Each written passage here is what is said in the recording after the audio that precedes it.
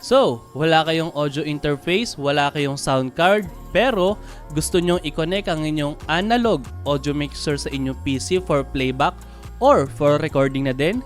Yan ang aalamin natin sa video ito, so stay tuned, coming right up.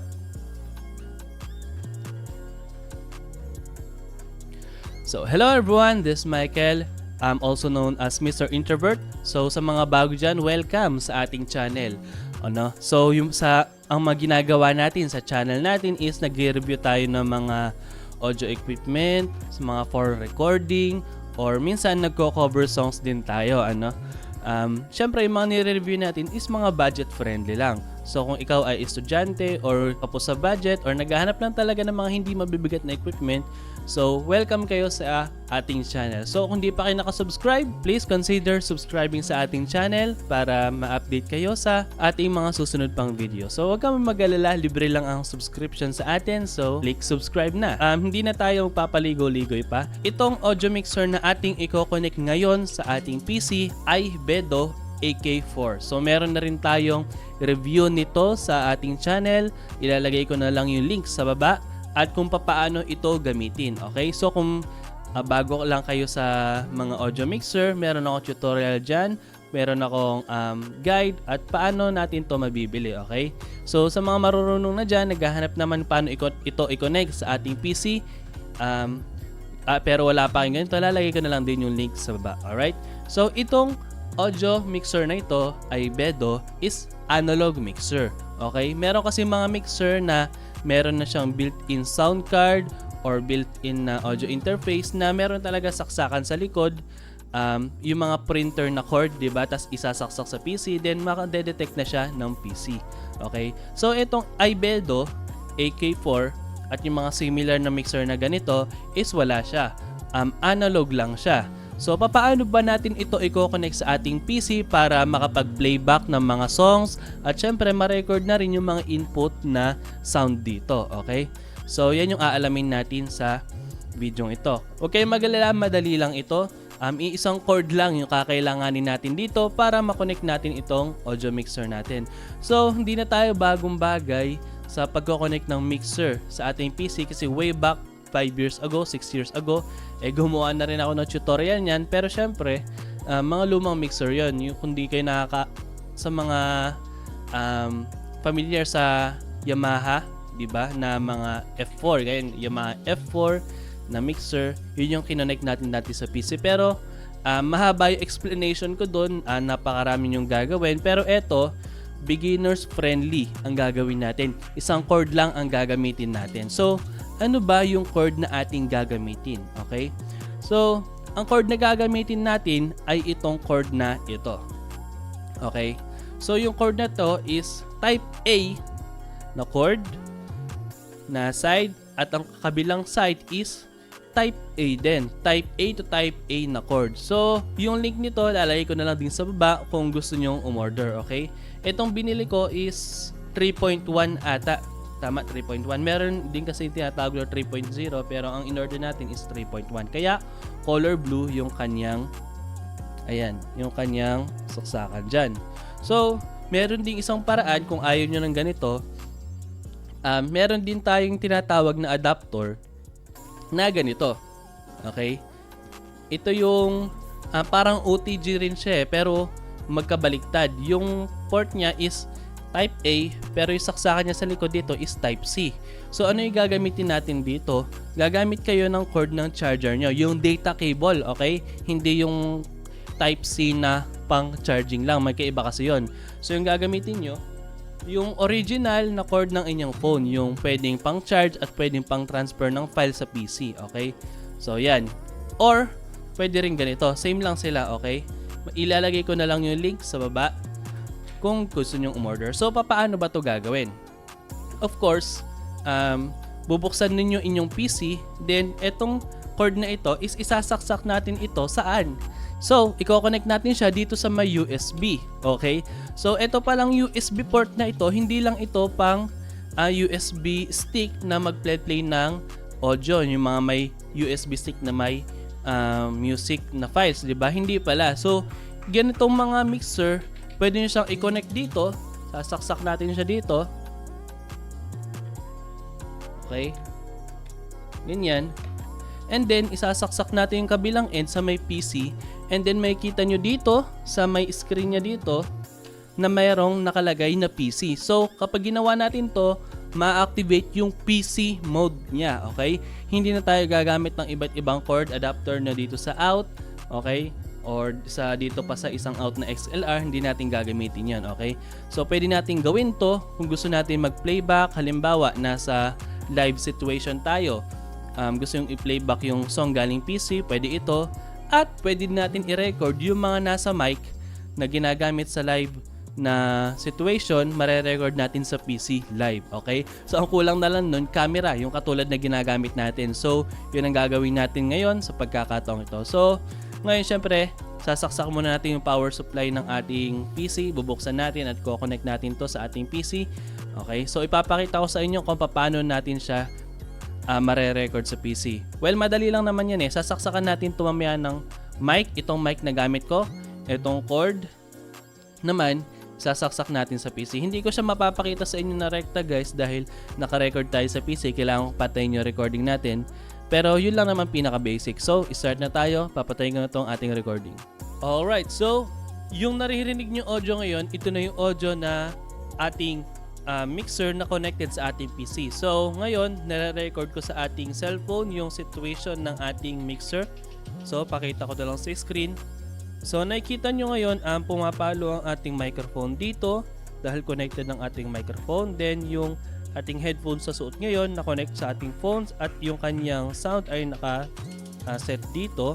So, kita nyo ngayon, sinaksak natin yung ating Type A to Type A na ating cord sa ating mixer, nakalagay dito PC. So naka-activate na yung PC mode niya. Then itong PC na to or yung cord nito naka-connect sa ating PC. Okay? So, nung pagsaksak natin ganyan, lalabas yung PC na to kahit naka-off yung ating Ibedo AK4. So, kung nyo kakalimutan buksan yung mixer nyo, baka sabihin nyo masira yung mixer nyo dahil ayaw tumunog. So, yan yun. Okay? Ngayon, ang kinagandahan nito, halimbawa, nasa live situation kayo, gusto yung lagyan ng reverb yung kumakanta, pwede natin siya lagyan dito, okay? Ayan, naririnig nyo ba yung reverb? So, kung hindi nyo alam kontrolin to, meron tayong video sa ating channel, isesend ko na lang or lalagay ko na lang yung link sa description, okay? So, patayin muna natin. So, paano ba tayo mag-play nung ating audio sa ating PC na maririnig ng ating audio mixer na siya ring mare-record natin, okay? So, punta tayo dito sa ating desktop. So,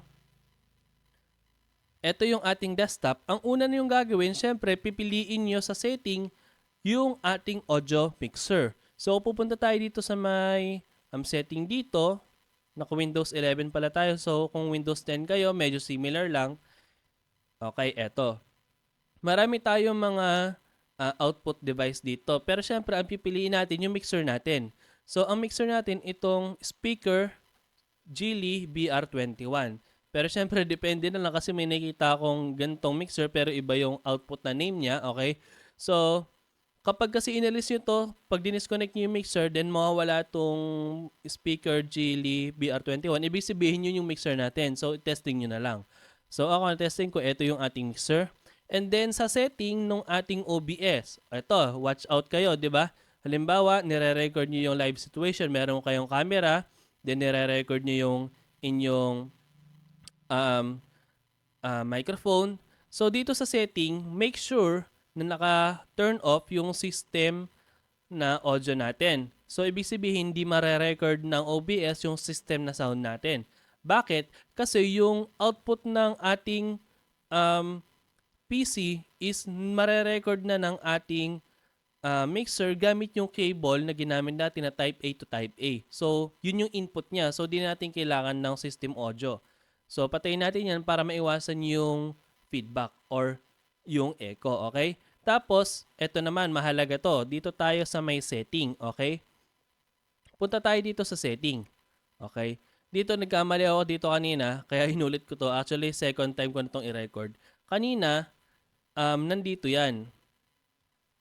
So, ito yung kanyang sound. Kita nyo, yung voice natin nagdo-double. Meron siyang echo kasi yung output na re-record ng ating mixer, pati yung monitor na monitor niya. So, pati yung pumasok na sound sa ating mixer, bumabalik sa ating mixer, kaya nagdadalawa yung ating microphone. So, ganun din yung mangyayari sa ating audio pag nag-play tayo ng audio. So, yung monitoring natin is off natin para malinis yung ating mic. Okay?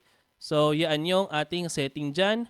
And then, halimbawa, pupunta na tayo dito sa ating -1. Halimbawa, ito yung audio file natin. It's either MP3 file, video file, or YouTube. So, pwede yan. So, halimbawa, nag-play tayo. And then, eto, papakita ko sa inyo itong sa may ating channel 3 and 4. Meron kasing button yan. Meron yang USB and 3 and 4. Okay, halimbawa, accidentally, naka-off yan. Okay? Pero yung level natin, naka-max natin. So, dapat, expected natin na tutunog yung ating audio, di ba? Pero tingnan natin. Play natin tong audio natin. Okay. So, hindi siya tumutunog kahit na tama yung setting natin dito, di ba? Nandito siya sa speaker. So, dahil yan kasi, yung dito sa setting natin sa ating mixer is naka 3 and 4. Pero para ma-activate natin USB, i-click natin USB, tutunog ang ating audio file. Alright? Ayan. So, yung pasok ng music natin is galing sa ating PC, papunta sa mixer, pati na rin yung microphone natin papunta sa mixer, din ipapasok niya sa PC. Okay? So, halimbawa, gusto natin lagyan ng reverb, lagyan natin ng reverb yung ating vocals. Hello, mic test. Ayan. Kakaroon siya ng reverb. Dito yan. So, gusto natin lagyan ng konting echo. Hello, mic test. Ayan. Gusto natin hinaan yung sound dito. Ayan. Gusto natin gawing bright yung ating microphone. Hello, mic test. Gawing present. Ayan. Ayan. Mas present na yung boses natin. Hinaan natin yung reverb para medyo natural. Hello, mic test. Halimbawa, nag-clipping kayo, masyadong malakas yung boses nyo. Kikita nyo dito, nagre-red. Hinaan natin yung gain knob. Okay? So, lahat yan ibabalance natin sa mixer. Ayan. Yan. So, kung papatayin natin yung music, pwede dito or pwede rin dito. Okay? So, ngayon, patayin natin yung mixer o yung music natin sa fader. Okay? So, patayin na natin yung phone natin. Alright. So, yun yung paraan para ma-record natin yung ating live situation, mga nagpe-perform. Ang kulang na lang, camera, okay? So, sa OBS, pinakita ko na sa inyo kung ano yung setting natin. Pati natin itong reverb, echo. Okay? And then, yeah, yun yung kinagandahan nito dahil kontrolado natin yung 3-band EQ nating microphone. Ayan, mas naging bright yung ating microphone. Then, syempre, meron na itong high-pass filter. Kung gusto nyo, balik natin sa dating setting. Hello, mic test. 1, 2. Lagyan natin high-pass filter. Ayan. Mas naging malinis na rin siya.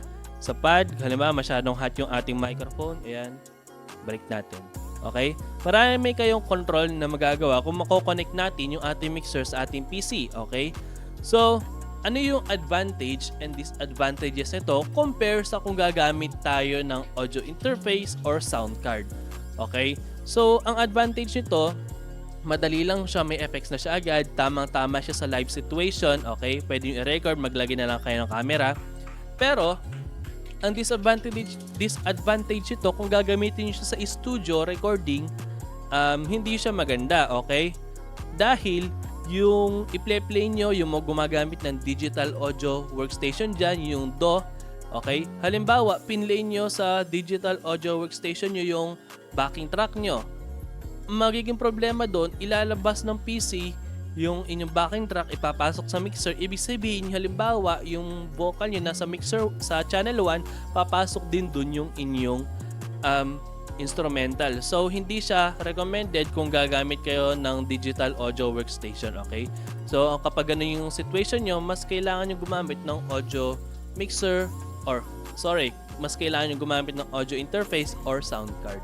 Pero kung halimbawa, gusto nyo mag-cover ng song, gusto nyo gamitin yung reverb ng inyong mixer, or gitara, then hindi nyo na i-edit yung inyong vocals. Okay? Kung ano yung pinalabas nyo sa camera nyo, sa mixer nyo, yun na yun. tamang-tama ito dahil napakadali lang niyang gawin, hindi komplikado, isang chord lang inyong gagamitin. Alright? So, yun lang yung ating tutorial. Sa susunod pala, meron tayong i-review ulit na isang audio mixer. Bakit? Kasi meron iyong isang features na wala dito sa iBedo AK4. Okay? So, subscribe kayo guys. Salamat pala sa mga new sa ating channel. So, please subscribe sa ating channel and please click na rin ang like button para mas ma-recommend ng YouTube ang ating mga content sa iba pa mga katulad nating mahilig sa mga audio. Okay? So, siguro hanggang dyan na lang sa mga susunod nating tutorial. Abangan ninyo at eto pala, gagamitin natin itong method na to, magko-cover tayo ng isang song. Tingnan natin kung maganda ba yung kalalabasan or hindi. Alright? So, hanggang dyan na lang muna guys. Ingat kayo, stay safe,